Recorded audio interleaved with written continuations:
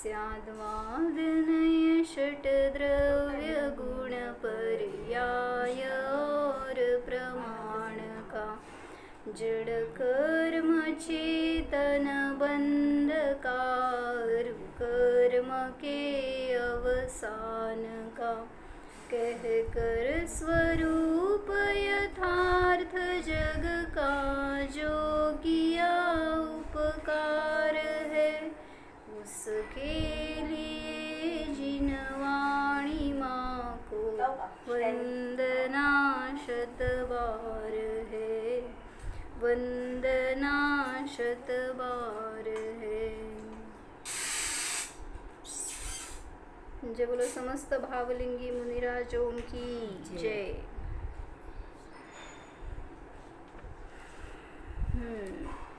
तर भावलिंगी मुनिपद घेण्यासाठी एक प्रेरणा म्हणून प्रसंग काय होता सांगितलं त्यांनी याच्यामध्ये। श्रीमद राजचंद्रजींनी त्यांच्या मातेला संबोधन करण्यासाठी म्हणून काव्य लिहिलं एक, जेव्हा ते त्यांची समाधी संलेखना चालू होती त्या समयाला। आणि मग ते इतकं त्यांचं वय वर्ष 18, इतक्या लहान वयामध्ये त्यांच्याकडनं इतकी वैराग्यमय कृती झाली, त्याच्यातून समजतं की त्यांचे परिणाम किती उज्ज्वल होते, किती प्रेरक होते। असं दीक्षेसाठी वैराग्यासाठी ते लिहिलेस अपूर्व अवसर काव्य त्याच्यावरचे प्रवचन आहे। इस काव्य में मुख्यतया परम पद मोक्ष की प्राप्ति की भावना व्यक्त की गई है। मी तर मुनिपद म्हणले, ॲक्च्युली मोक्षपदाची कामना कशी करायला पाहिजे आपण। तुला जरा यायचं असं तरी ऐकू येते। आत्मा त्रिकाल ज्ञाता दृष्टा स्वरूप अनंत गुणों का पिंड है। उसका अनुभव करने के लिए सर्वज्ञ वीतराग की आज्ञानुसार तत्वार्थों की निश्चय श्रद्धा कर ज्ञानानंद स्वभाव की तरफ प्रवृत्त होने का पुरुषार्थ बढ़ने से क्रमशः शुद्धता की वृद्धि होती है। काय सांगितलं? आत्मा अनंत गुणांचा पिंड आहे, त्याला अनुभव केला असताना भगवंतांच्या आज्ञानुसार तत्वार्थांचं श्रद्धान करत पुढं सरका, तर आत्म्याच्याकडे प्रवृत्ती होणार आणि त्या पुरुषार्थानेच शुद्धतेची वृद्धी किंवा समाप्ती पूर्णता होणार। इस अपेक्षा से जीव की अवस्था में 14 गुणस्थान होते हैं। आणि असं त्या गुणस्थानांच्या परिपाटीने त्यांनी एक एक पद एक एक काय म्हणायचं स्टँजा घेतलेत असे। उनमें से चौथे गुणस्थान से विकास की श्रेणी प्रारंभ होती है। म्हणजे चौथ्या गुणस्थानामध्ये हा जीव जेव्हा स्वतःला जीव म्हणून जाणतो त्यावेळेस चौथे गुणस्थानाची पर्याय काय? तेच ना, तो जीव अव्रती असतो, पण ज्याला आत्म्याचा अनुभव झालाय, निर्णय झालाय, असा तो जीव अन्य मिथ्या दृष्टींपेक्षा वेगळा असतो। मग पहिल्या गुणस्थानामध्ये असणारा जीव फक्त त्याचं आयडेंटिफिकेशन एवढंच की तो आत्म्याला जाणत नाही, आत्म्याचा त्याला परिचय नाही, बाहेरची दशा बघायची नाही आहे आपल्याला, शरीराची वेशाची ती दशा नाही, जी श्रद्धेची परिणती आहे त्याच्या अनुसार गुणस्थान बदलले। पहिल्या गुणस्थानातला जीव कोणीही असेल, अव्रती असंयमी असेल, कोणी गृहस्थ दशेतला श्रावक असेल किंवा कोणी महाव्रती मुनी असेल, पण तरीही पहिल्या गुणस्थानात असतो का? कारण त्यांनी अजून मी आत्मा ही प्रतीती केलेली नसते। आणि ज्यांनी प्रतीती केली अशा जीवांची वेगवेगळे स्टेजेस म्हणजे गुणस्थान। मग पहिलं स्टेप म्हणजे म्हणायचंय जो अव्रती आहे, त्याला काय संयम नियम बाहिरंगातून दिसणार नाही तुम्हाला, पण तरी सुद्धा आत्म्याची भिन्नता जाणली आहे, बस तिथून मोक्ष मार्ग सुरू झाला। आणि मग एक एक स्टेप तो वर चढत जाणार, त्याच्या पुरुषार्थानुसार योग्यतेनुसार त्याला पुढच्या सगळ्या पर्याय प्राप्त होत जाणार। म्हणून बाहेरून बघायचं नाही आहे, धर्माची परिभाषा कुठं सुरू झाली, ओरिजिन आत आहे, बाहेरून आपण त्या शरीराच्या अवस्थेकडून गेस करू शकत नाही की तो कोण आहे, सम्यक दृष्टी आहे का मिथ्या दृष्टी आहे। मग आपल्याला आपला निर्णय करायचा आहे की तत्वाचं यथार्थ श्रद्धान मला आहे का, आत्म्याची प्रतीती मला आहे का, तर मी सम्यक दृष्टी आहे। आणि मग त्यापूर्वक एक एक स्टेप आपण पुढे सरकवू शकतो। त्याच्यासाठी इथं कशी भावना करायला पाहिजे, आपले परिणाम कसे उज्ज्वल असायला पाहिजे त्यासाठी सांगितलं। श्रीमद राजचंद्र जी ने अपनी जन्मभूमी ववाणिया सौराष्ट्रमध्ये प्रातः काल अपनी मातुश्री की शैया पर बैठकर इस अपूर्व अवसर नामक काव्य की रचना की थी। जैसे महल के ऊपर चढ़ने के लिए सीढ़ियाँ होती है, वैसे ही मोक्ष रूपी महल में जाने के लिए 14 सीढ़ियाँ है। हे 14 गुणस्थान म्हणजे 14 पायऱ्या आहेत। उनमें से प्रथम सम्यक दर्शन रूप चौथे गुणस्थान से मंगलमय प्रारंभ करते हैं। जो जीव चौथ्या गुणस्थानात आहे त्याच्यापासून त्याची भावना कशी असणार आहेत या रूपाने काव्याच्या प्रत्येक स्टँजामध्ये त्यांनी चांगलं खुलासा केलाय। आत्मस्वरूप की जागृति की वृद्धि के लिए यह भावना है। आत्मस्वरूप की जागृति की वृद्धि के लिए यह भावना है। ज्याला आत्मेचं अनुभव झालाय, आत्मा आहे याची प्रतीती झाली आहे, तर त्याची वृद्धी कशी होणार अजून पुढं ह्याच्यासाठी म्हणून ही भावना आहे। अपूर्व अवसर ऐसा किस दिन आएगा, कब होगा बाह्यांतर निर्ग्रंथ जब, संबंधों का बंधन तीक्ष्ण छेद कर, विचरूंगा कब महत पुरुष के पंथ जब, अपूर्व अवसर ऐसा किस दिन आएगा। समजलं काय सांगितलं? असा अपूर्व अवसर कधी माझ्या जीवनात येणार की मी दिगंबर मुनी दीक्षा घेऊन विचरूंगा कब महत पुरुष के पंथ जब, अशा महान पुरुषांच्या पंथाला मी चालेन। काय माझ्याकडं काय म्हणले मी? बास की आता आकुलता ह्याच्यानी कसं महान पुरुष आपले दिसणार डोळ्यासमोर? हां काय म्हणजे ते फार मोठं तर लय आपल्याला माहीत नाही समजा, तर त्यांनी पुढं असं सांगितलं प्रवचनात की आपण आत्ता स्त्री आहे, आत्ता आपण महाव्रती नाही होत आहे, म्हणजे काय मुनी दीक्षा नाही घेत आहे, तुमच्या समोर आदर्श कोणाचा आहे हो? ठेवायला तर पाहिजे मुनींचा आदर्श, बरोबर आहे, सिद्धांचा आदर्श, पण आत्ता तुम्ही ज्या दशेत आहे त्या दशेत जे श्रेष्ठ होते त्यांचा तर आदर्श आहे का? म्हणजे महासती होऊन गेल्या त्यांच्यासारखं पण आपण विचार तर करतोय का असं मला बनायला पाहिजे? मग अशा महान पुरुषांच्या पंथाला मला लागायला पाहिजे। विसरू का की इथं या माझ्यासमोर किती आकुलता आत या बरी ऐकता। मी तुम्हाला काय सांगणार नाही, तुम्ही माझ्यासोबत राहा म्हणून, त्यांच्यासोबत आहे आज। तर मला महान पुरुषांच्या पंथाला लागायचं आहे, तर तो पंथ काय होता? जसं अंजना, सीता, चंदना, काय पथ होतं हो त्यांचं? कसली निर्विकल्प साधना होती। कालच कोणाशी झालं माझं डिस्कशन, तुम्हाला म्हणले का मी? कोणाला तरी काल म्हणले असं की नैना काकींना की वाचतो आपण आता त्यांच्या गोष्टी अंजनाची, चंदनाची, मग त्यांचं काय छोटा उपसर्ग होता का? गर्भवती अवस्थेत त्या जंगलात सोडलं होतं, तिची विचारसरणी सांग काय होती? सीतेची काय विचार केला तिने? असं येणार का आपल्याला विचार? आपल्यावर इतकं मोठं संकट तर नाहीये तुमच्यावर, पण साधं काहीतरी विचार आपल्याला जर सतवले तर का स्थिर राहत नाही आपण? किती अस्थिर होतो। म्हणजे तिला त्या कंडिशन मध्ये हे सुचलं, हे आदर्श आपल्यासाठी हे सांगायचंय मला। बाकीचं सगळं चर्या तर करणार आपण, पण परिणामांचा आदर्श घ्या ना। ते एवढं स्थिर दृढ राहू शकतात, जरा सुद्धा विचलित नाही होऊ शकत त्यांच्या परिणामात। ती उलट उपस्थापना करते रामाची। कृतांत वक्र जो मंत्री सोडायला आला होता ना, त्याला तिने काय सांगितलं? जसं मला सोडलं तसं धर्माला सोडू नका असं रामाला सांगा। इतकी दृढता कशी येऊ शकते सांग? कधी येणार? ज्याची निर्मळ आहे ना दृष्टी, ज्याच्या श्रद्धेचं बळ आहे ना त्याच्याजवळ, त्यालाच असं बोलू शकणार तो। नाहीतर म्हणजे एक त्यांचं लाईफ जगून बघायला पाहिजे आपल्या जीवनात। आपण आपल्यावर येणारे प्रसंग लय तुच्छ आहेत, काय इतके भयंकर उदय तर आपल्यावर नाही आहेत, पण तरी सुद्धा आपण किती अस्थिर होतोय। म्हणजे शरीराचे उदय आहेत आता समजा, तर त्या उदयामध्ये तर किती स्थिरता. इथं बस माझ्यासमोर. तर अपूर्व अवसर नावाचं काव्य आहे. त्याच्यामध्ये मुनित्वाची भावना आहे, सिद्ध बनण्याची भावना आहे. त्याच्यासाठी सांगते.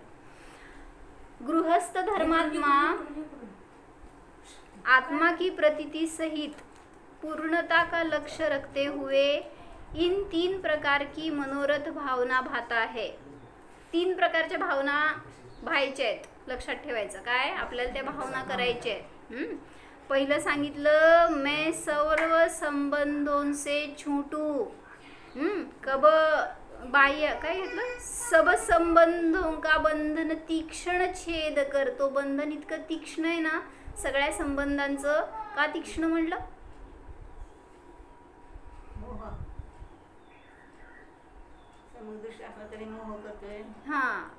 म्हणजे ते बंधन आहे ना ते विचारात ना इतकं जखडलंय ना त्याला सोडायचं म्हणजे आपल्याला तीक्ष्ण वार केल्यासारखा अनुभव होतो.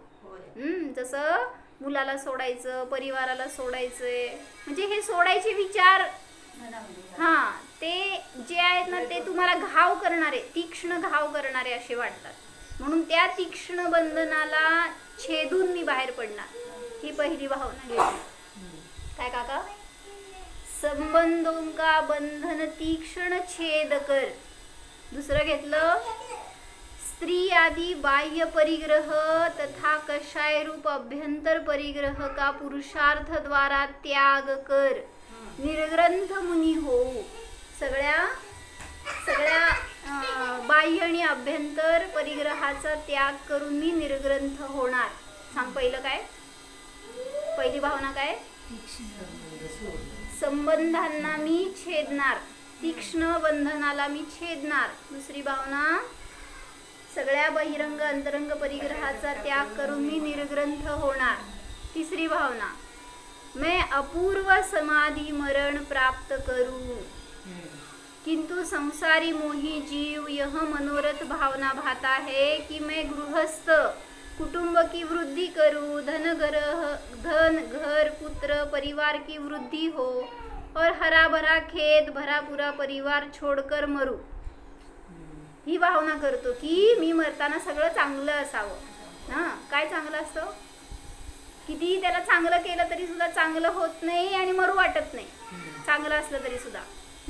काय राहिलं काका. चांगलं आहे का वाईट आहे घर. ते खेळते आत या तुम्ही.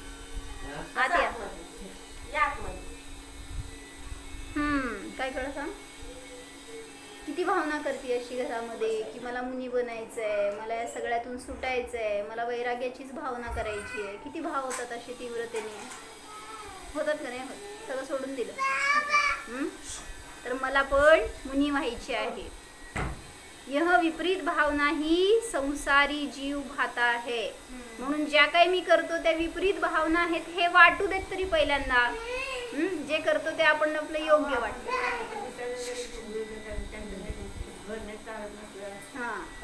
बरोबर. आपलं तर सोडा दुसऱ्याची पण चिंता आपल्याला. आणि कुठल्या गतीला जाणार मग. आपलंच परिग्रह सुटत नाहीये दुसऱ्या सगळ्याचं. मग म्हणजे गुरु पण सगळ्याची चिंता करतात की पण ते स्वतःच सोडत नाहीये. आपण ना आपलं धड ना दुसऱ्याचं. म्हणजे काय म्हणायचं ते सगळं उलट जास्त मोहात अडकतोय.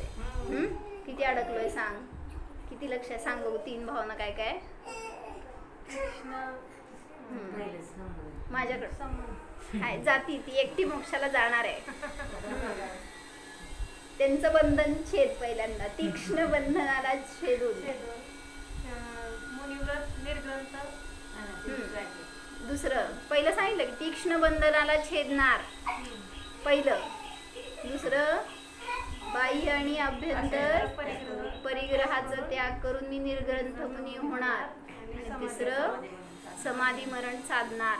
आज चिंतन करू दिवसभर आपण ह्याच्यावर की मी या रूपाने माझं पाठचाल करतोय का, धर्म साधना करतो म्हणतोय पण मी हे करतोय का. बघ ह्या 3 भावना माझ्याकडे. बाहेरून नाही काय करायचंय. परिणामांना तयार करायचंय, आपल्या श्रद्धेला तयार करायचंय त्यासाठी. आणि बाहेरून सुटणार आहे, राहणार नाही आहे. ज्याची श्रद्धा झाली ना, हा. मग महाराजांनी आज एक वाक्य मी आता ऐकलं की भेदज्ञान आपण जर रोज बाहेर शेवट होणार का समाधी? व्हावं ही पण भावना आकुलताच झाली ना.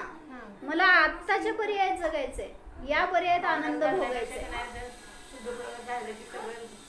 हा, म्हणजे मला ते करायचंय, मिळवायचंय हे सांगितलं गेलं विकल्पाच्या भूमिकेत. पण आत्ताचा क्षण मी आनंदात जगतोय का हेच सांगितलंय बघ महाराजांनी. काय सांगितलं म्हणजे समयसारची 20-21 गाथा आहे ना की भूतकाळातला भैया बोलायचं नाही. भूतकाळातलं परिग्रह, वर्तमानातला आणि भविष्यात हे सगळे माझे होते, आहेत, असणार, हे सगळे भाव आहेत ना तुम्हाला. मग त्या 3 काळाविषयी आत्म्याची भावना का नाही करत? भूतकाळात पण मी आत्मा होतो, आता पण मी आत्मा आहे, भविष्यात पण मी आत्मा राहणार आहे. मग हे सगळं सांगताना महाराजांनी सांगितलं, तुम्हाला समजा कोणीतरी भविष्य सांगितलं काय तुम्ही करोडपती होणार आहात. आज मी सकाळी घातलंय हे प्रवचन महाराजांचं, ऐका तुम्हाला. काका काय म्हणले तेवढंच ऐकलं. करोडपती होणार आहे म्हणल्यावर आनंद आहे का दुःख आहे मला सांग? सामान्य सामान्य. का असं ज्ञानी बिनी नाही. हा, लगेच तुम्ही इथं बसल्यावर परिग्रही काय वाटणार काका? आनंद. ऍक्च्युली तुमच्या भाषेतलं पण चुकलं हे सांगायला. म्हणजे तुम्हाला कोणी असं म्हणेल की करोडपती होणार, हे तुमच्यासाठी दुःखद गोष्ट आहे. तुम्हाला हे सांगेल कोणी की तुम्ही आज करोडपती आहात, ही गोष्ट जास्त आनंदी आहे. होणार म्हणजे मग हीच भावना चुकीची आहे हे सांगतायत तुम्हाला की मी सिद्ध होणार नाही. हा विचार करू नका, मी सिद्ध आहे. किती मस्त आनंद. काय राहिलं मग मला सांग की आज मी सिद्ध आहे तर मला कशाचं दुःख आहे, परिग्रह आहे, काय करायचंय, काय विकल्प आहेत, किती सगळ्यापासून निर्भर झालो. म्हणजे ते अनुभव वर्तमानात जगायला पाहिजे, तर ते आनंद देणार. आपण जातोय मागं नाही तर पुढं, त्यामुळं मग दुःख भोगत राहतो. म्हणून महाराजांनी सांगितलं प्रतिकूल वातावरणात आपण ते चिंतन करतो. सगळीकडच वर्तमानातल्या पर्यायात करायचंय. मग तिथं तुम्हाला प्रतिकूलता असू दे नाही तर अनुकूलता असू दे. म्हणजे परीक्षा तिथंच आहे. उलट अनुकूलतेमध्ये सुद्धा कोणाला विचार येत नाहीत, प्रतिकूलतेत विचार येतात धर्माविषयी. जसं त्रास व्हायल्यावर प्रतिक्रमण करायचं आठवतं, आनंदाच्या समयात आठवतं का? मग का नाही आठवत? काय सगळं चांगलं चालू असताना प्रतिक्रमण करतो का कधी? मला काय झालंय आज कशाला प्रतिक्रमण करायचंय?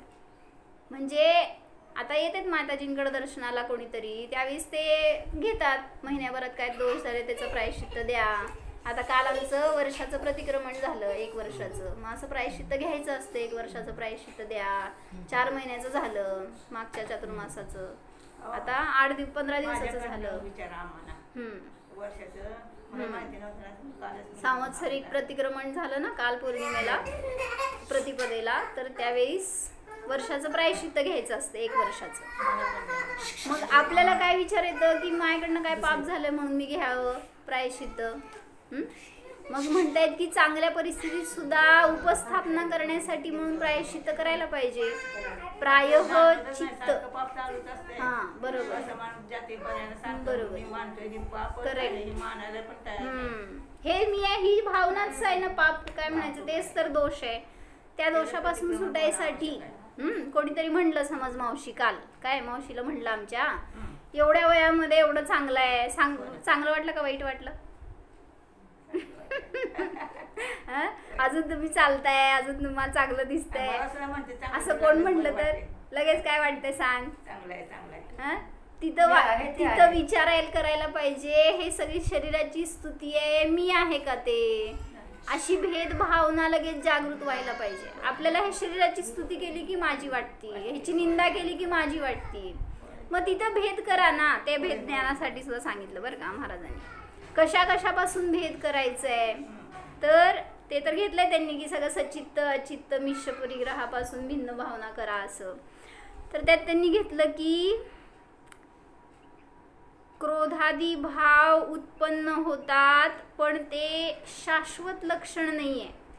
हे समजतंय मला कशाय झाल्यावर की ते पर्याय आहे, माझ्यापासून भिन्न आहे, ते मी नाहीये. सांगा मला प्रेम भाव झाल्यावर असं कधी वाटतं? क्रोध झाल्यावर वाटतं, पण एखाद्याशी प्रेम, आता मुलाशी प्रेम झालं आपल्याला, त्या आपला लहान मुलगा नातू किती प्रेम सहज उत्पन्न होतंय, पण ती प्रेम सुद्धा क्षणिक आहे असं वाटतं का?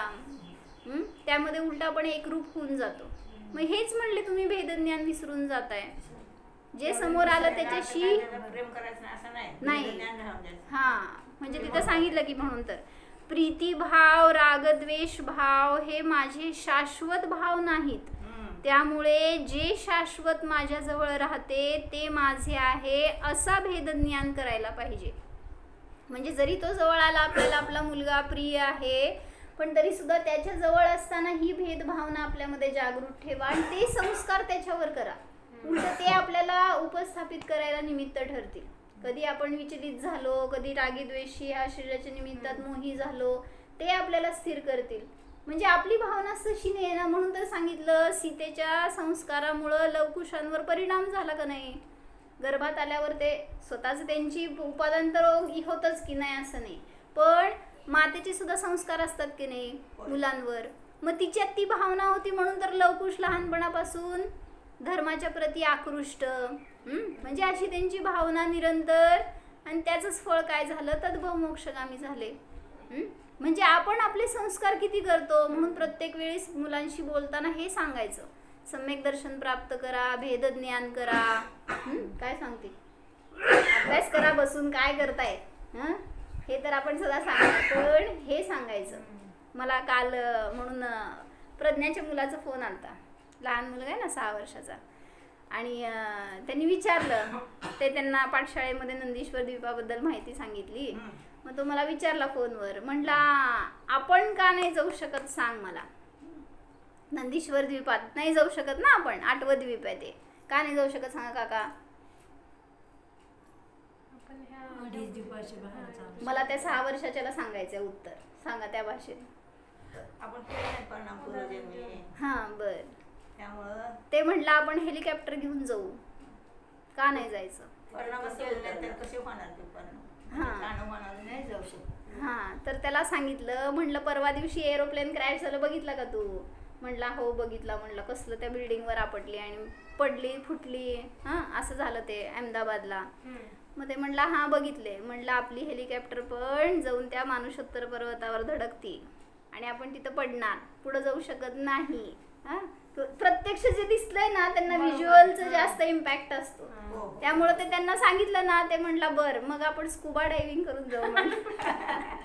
म्हणजे पाण्यातून असं डायव्हिंग करून जाऊ असं त्याला म्हणायचं होतं. म्हटलं नाही रे, तिथंपर्यंत जायला समुद्र पण नाही आहे, नाही जाऊ शकत. मग त्याचा प्रश्न पुढचा, तो म्हटला की म्हटला तुम्ही स्पेसमध्ये जाता, ते रॉकेट वगैरे सोडता, मग स्पेसमध्ये जाऊ शकते, तिथं का नाही जाऊ शकत. मी विचार केले बरं का, आता याला काय उत्तर द्यावं. म्हणजे म्हटलं तुमचं स्पेस सुद्धा कुठं आहे, म्हटलं फार त्याची लिमिट थोडी आहे, छोटी आहे, ह्याच्यापेक्षा सुद्धा खूप दूर आहे म्हटलं ते, त्यामुळं आपण या पर्यायातून नाही जाऊ शकत. ते शांत तर झालं नाही, त्याचे प्रश्न होतेच अजून, पण मला म्हणायचं क्युरियासिटी जेवढी वाढती ना त्यांची, तेवढं त्यांना आनंद येतो त्याच्यात. मग असं त्यांची उत्तरं देत जावा, उलट त्यांना त्याच्या निमित्तात जास्त अजून जाणण्याची इच्छा होत राहते. मग म्हणजे कशासाठी सांगत होते, का सांगितलंय सगळं, मुलांना सतत बिंबवायचं की त्यांनी जवळ असताना आपण त्यांना धर्माचे संस्कार किती करतो. मग त्यांच्या सोबत असताना आपले जे भाव असतील, लवकुश वरून सांगितलं ना मी, सीतेचे भाव निर्मळ होते ना. अहो इतकं त्याचं मातेलाच त्याचं इम्पॉर्टन्स लय झालंय बाहेरच्या शिक्षणाचं, त्याच्यामुळे त्या पोरांवर ते संस्कार होतात. आपल्यावर काय आवडलं शिकवतो कोण, बरोबर. कोणते पुस्तक आणले का पाठी आहे का. तेव्हा 4 होते 10 होते ना, आता हे 1 आणि 2 मध्ये म्हटल्यावर सगळं चित्त त्यांच्यातच असते, त्यामुळे ते त्यांना शिकवून मोठं करायचं हेच भाव. आमच्यात पण आम्ही 4 जण होतो ना, ते शेंडफळाकडे सगळं लक्ष, आम्हाला सगळं आम्हाला बी नाही, जावा तुमचं तुम्ही. ते दप्तर घालायचं पाठीवर जडच्या जड आणि चालत जायचं दूर दूर जेवण गेल्या. म्हणजे मला म्हणायचंय, धर्माचे संस्कार जर मातेवर असणार तर ती तिच्या मुलांवर सहज बिंबले जातात तसे. त्या काळामध्ये नव्हते लय शिकलेले, म्हणून शहाणे होते हो सगळे. आता लय अति शहाणे झालेत सगळे, काय करायचं.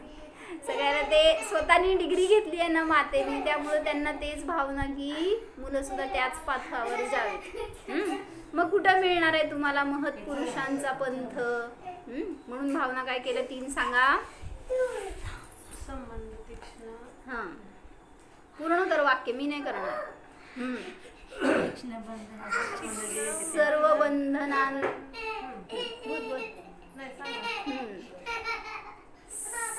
संबंधों का बंधन तीक्ष्ण छेद कर. सगळ्या संबंधांचं तीक्ष्ण बंधन मला छेदायचं आहे.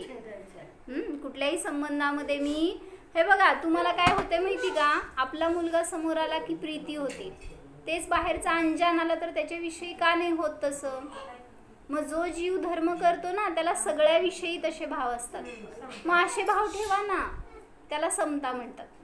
मग आपल्याला एका विषयी अति तीव्र प्रीती असते, एका विषयी न्यूट्रल असतो आपण, असं का. मग ह्यालाच भेद म्हणतात. मला काय तसं दुसरं कोणी जरी आलं हे वाटत नाही. सगळ्याला धर्माचा उपदेश आपल्याकडनं मिळावा किंवा धर्माचा मार्ग मिळावा ह्याच्यासाठी सगळ्याला समान उपदेश द्या उलट, हे सांगायला लागले. मग आपल्याला एकाबद्दल अनुराग वाटतो, एकाबद्दल द्वेष वाटतो, एकाबद्दल काय वाटत नाही, हे भेद झाला. मग ज्याच्या नजरेत जोपर्यंत भेद आहे तोपर्यंत त्याचा पथ सुरू झाला नाही. म्हणून सांगतायत काय, संबंधों का बंधन तीक्ष्ण छेद कर. मी त्या सगळ्या संबंधांचं तीक्ष्ण बंधन छेदणार. दुसरं सर्व कशांचा त्याग करून मध्ये धावा होणार. बाह्य अभ्यंतर परिग्रह आणि कषायांचा त्याग करून पुरुषार्थ करून मी निर्ग्रंथ मुनी कधी होणार. म्हणून ह्या कपड्यांची आसक्ती सहज संपती माहिती का. म्हणजे जरा काटापदराचं घालायचं आहे, जरा काय तर हातात कानात डोळ्यात नाकात कुठं कुठं वर वर असं सगळं घालायचे भाव असतात ना जे. असं आम्हाला का बरं की भाव नाही झाले हो, म्हणजे लय शाणे आम्ही असं नाही सांगायचं मला, पण असं ते घालतात ना इथं इथं इथं असं काय काय लय सजायचं धरायचं फार असं ते असे परिणामच झाले नव्हते आपल्याला इतकं सजायचं धजायचं. वातावरणात आला नाही. नाही असं काय नाही, आमच्या बहिणी होतीच की चुलत बहिणी वगैरे सगळे सजायचे होत्या, पण असं तरी पण नाही वाटायचं. वॉलपीस करून ठेवलंय सगळं आता शरीराला. काय नाही. तर म्हणून म्हणलं बाह्य आणि अभ्यंतर परिणामातून सुटायचंय, सोडायचंय हे मला, तर मी निर्ग्रंथ होणार. मग भावना ही करा की हे कपडे घालतो अपराध आहे, मग मला हे असले घालायचे असे असावेत. आवश्यकता म्हणायचं नाहीये, घालतो हे दोष आहे. दोष म्हणायचं. मग मी तर कसं आहे, म्हणजे मी तर शरीरवालाच नाही आहे, त्या शरीराला हे घालावं लागतंय. ती घालणार पर्यायामध्ये ते करणार सगळं, पण भावना अंतरंगातून हे माझं आहे हे धरलंय ना जे ज्ञानात, तो दोष आहे, ते परिग्रह आहे, ते सोडायचंय. मग मी कधी निर्ग्रंथ मुनी होणार. आणि तिसरी काय केली भावना, मी अपूर्व समाधी मरणाला कधी प्राप्त करणार. आणि कसं महान पुरुषांच्या पंथावर जाऊन मला ते आचरण करायचं आहे.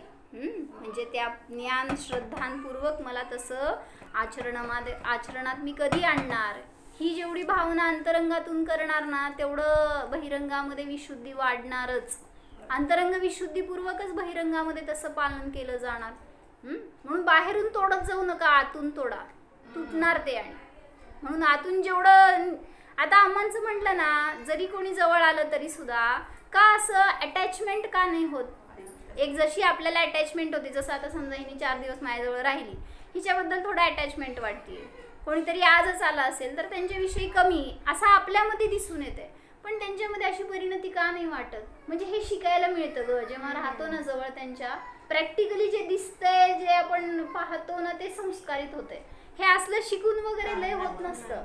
त्यांच्यातून जे सहजतेने बाहेर पडत असतं ना ते त्यांच्या सहवासातनंच मिळतं, त्याच्याशिवाय नाही कळत. म्हणजे आम्ही जरी किती सांगितलं ना तरी सुद्धा तो अनुभव फील करायलाच पाहिजे, असा असतो. म्हणून त्यागीच्या सहवासात राहायचं. नाही त्यागीचं जीवन का बघायचं, का त्यांच्या सहवासात राहायचं. त्यांच्यात ती असती परिणती सहज असती. एखाद्याविषयी मला रागद्वेष झाला समजा, कोणाच्या विषयी क्रोध झाला, तर आपण धरून ठेवतो. दुसऱ्या वेळेस तो समोर आल्यावर तेच भाव आपल्याला होतात. तसे भाव का नाही होत त्यांना. त्यांच्यामध्ये पण कधी कदाचित तसे कशायादी भाव होत असतात, पण तरीसुद्धा ते कसे असतात, निर्विकल्प असतात. म्हणजे म्हणायचे आपल्यावर तसे संस्कार करा तर आपण त्या महान पुरुषांच्या पंथाला लागू शकणार, अन्यथा तो पंथ आपल्याला मिळणार नाही. म्हणून मला सुद्धा मुनी व्हायचे हे भाव आज दिवसभरामध्ये करा. संस्कार तर निरंतर करायला पाहिजेत, पण अंतरंग भावपूर्वक करायचे.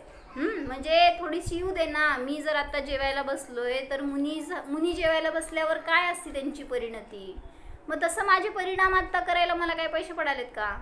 ते जेवताना काय जेवतायत, काय अनुभव करतायत, जेवणाकडे त्यांचं किती लक्ष आहे, त्यांचा अनुभव तर अंतरंगामध्ये चालू आहे. मी काय करतोय, मग मला तसं करायला चालत नाही का.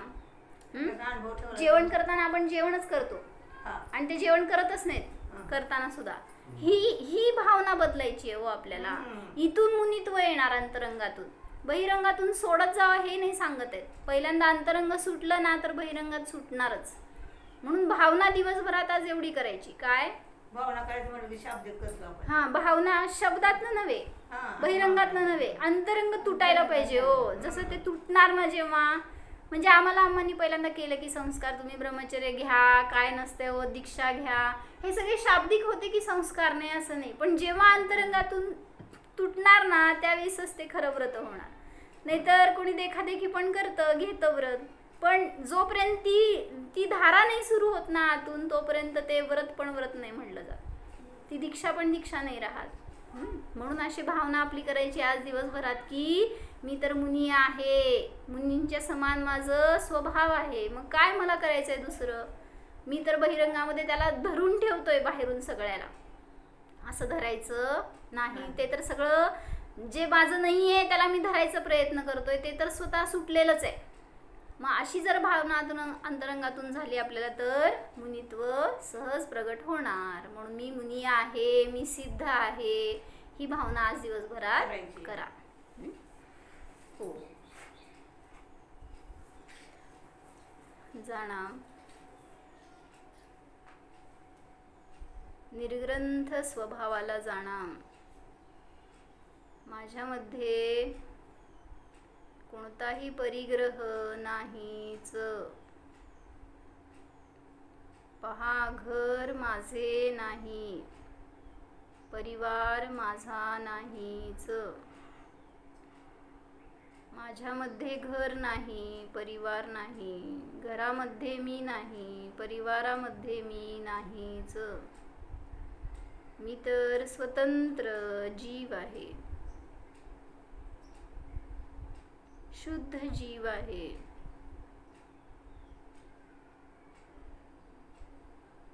दिगंबर स्वरूपोहम,